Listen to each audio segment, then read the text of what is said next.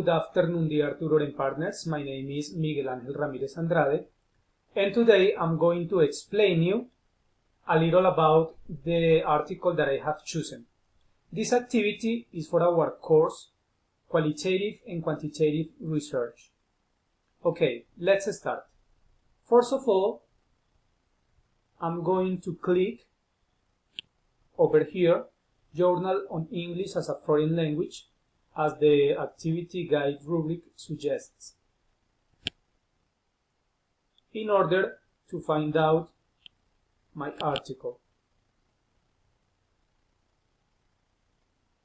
Let me see. This one. As you can see, my article is called The Role of Awareness in Second Language Development. So now let me tell you a little bit about my article.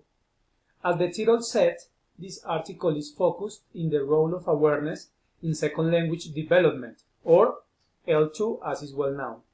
It mentions that science and psychology appear to agree to the importance of the awareness in the learning process. It means that attention is necessary for understanding every aspect of second and foreign language learning. Talking about the qualitative methodology used in the article, I could notice that some of the qualitative characteristics are involved in the article.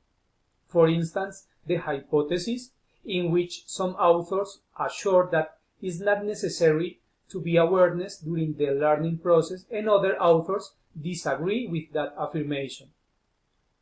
Finally, other qualitative characteristic in the article is the description of theoretical approaches to the role of awareness in language learning.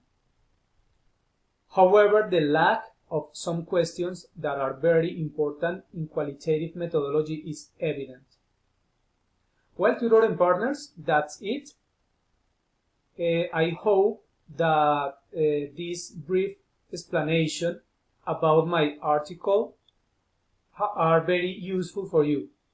So, thanks for watching. See you soon.